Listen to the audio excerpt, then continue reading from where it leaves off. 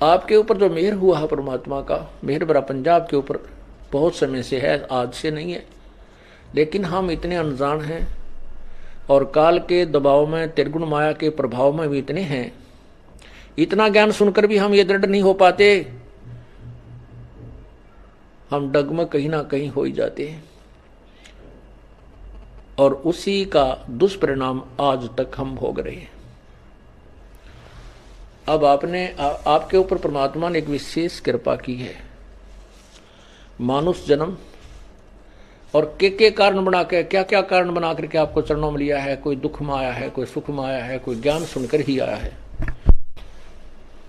जिस कारण से भी आप यहां आए हो, कोई दुखी आया है और अब इस ज्ञान को समझ रहा है वो आकर के, क्योंकि उसको बोला जाता है कि आप सत्संग में अवश्य आओगे, अन्यथा आपका कष्ट निवारण नहीं हो पाएगा। किस लिए बुलाया जाता है सत्संग में आपको? कि आपको धनी बनाना है। आप युगों युगों के निर्धन हो चुके हो इस भक्ति मार्ग के। एक बार तो परमात्मा कबीर जी अपने कोटे से आपको राहत देता है, अपने कोटे से आपको देता है सुख, आपके दुख दूर कर देता आते ही, जिसकी सच्ची तड़प होती है और नियत साबित रहती है, उसको आते सुख देता है। फिर आपको ज्ञान सुनाया जाता है कि ये 10-20 हजार रुपये मान ले किसी से ले लिए, 1,00,000-2 लाख, तो इससे काम नहीं बनेगा। आप अपनी कमाई कोई साधन, कोई व्यवस्था करो ताकि आप साहूकार हो जाओ। तो यहां आपको बुला करके धनी बनाया जाता है। हम कितने निर्धन हो चुके हैं, हम कितना अपना सतर गिरा चुके हैं, ये आप अपना आप ही तुलना कर सकते हो, निर्णय ले सकते हो। आपको यहां आने से कितने पुण्य हो रहे हैं, आपके कितने पाप छूट चुके हैं। बीड़ी, शराब, मांस, तंबाकू सबसे पहले छुड़वाया जाता है, जो घोर पाप का कारण है। दूसरे आपको कहा जाता है किसी की सुई भी नहीं चुरानी है, किसी से रिश्वत नहीं लेनी है, ब्याज तक नहीं लेना है। ब्याज लेने वालों के नाश हुए देखे हमने, सर्वनाश हुआ देखा उनका।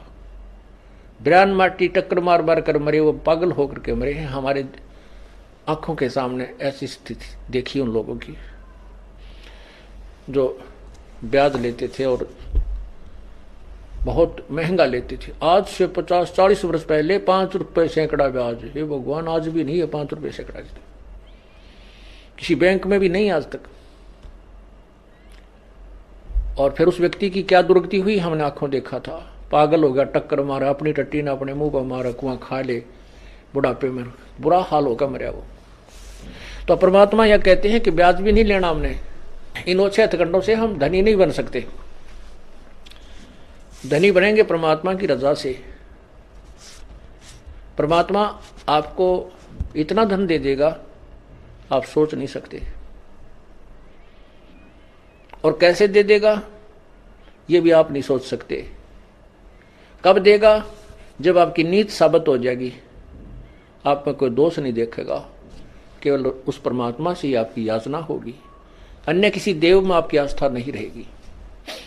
फिर आपके घर में बरकत, आपके ऊपर आने वाली आपत्तियों को ऊपर के ऊपर टालना शुरू कर देगा। करेगा कैसे? जब हम पतिव्रता पद पर पहुंच जाएंगे। जिस पति को अपनी पत्नी पर शंका हो जाती है तो वो उनमें फिर प्रेम नहीं रहता,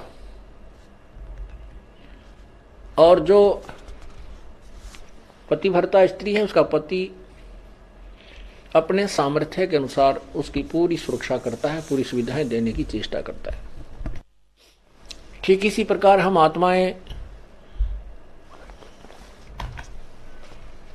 ठीक इसी प्रकार हम सभी आत्माएं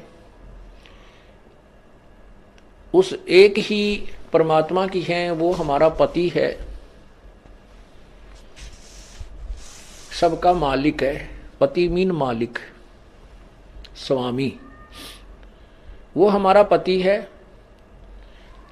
और हम जब तक उसमें पतिव्रता की तरह आस्था नहीं बनाएंगे तब तक वो हमारी मदद, हमारी सहायता नहीं पूरी नहीं करेगा। जब हम पतिव्रता की तरह उसके एक पतिव्रता का अर्थ है कि जैसे अपने पति के अतिरिक्त किसी भी परपुरुष में आस्था ना हो, चाहे कोई कितना ही खूबसूरत हो, कितना ही धनी हो,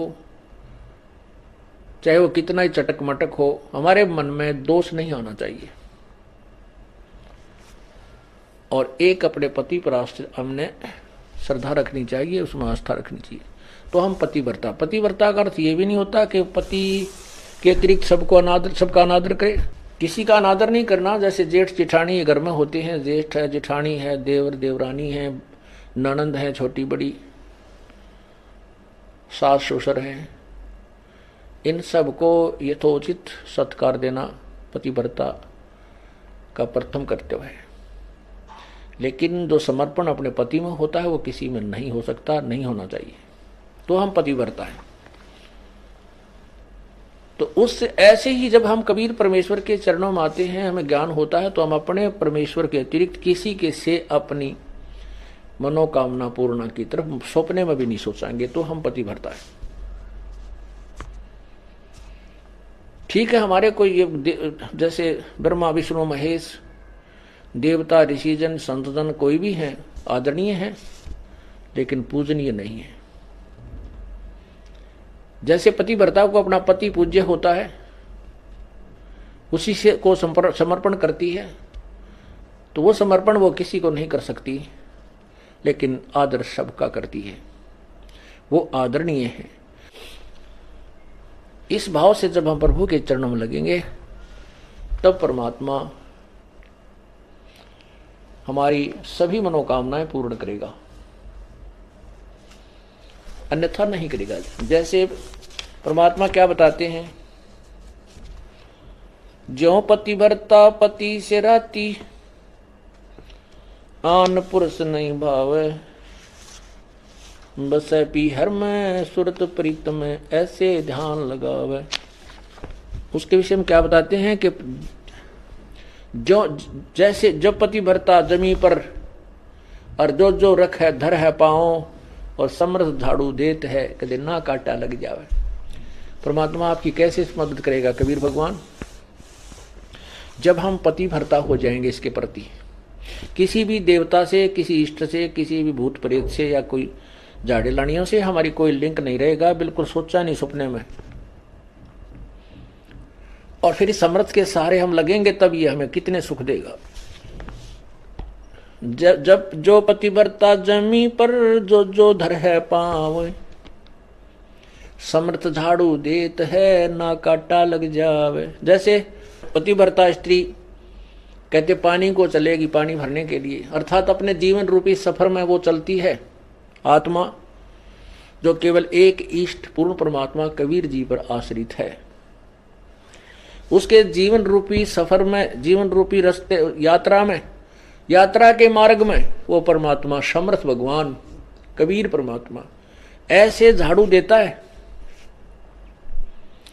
झाड़ू मीन हमारे आने वाले जीवन में जो संकट हो, पाप कर्म रूपी कांटों को वो साफ करता रहता है कि कहीं मेरी आत्मा को पीड़ा ना लगे। अगर आप ये वीडियो YouTube पर देख रहे हैं तो हमारे चैनल को सब्सक्राइब करें और बेल आइकन को दबाना ना भूलें। अगर आप Facebook पर ये वीडियो देख रहे हैं तो हमारे पेज को लाइक करें।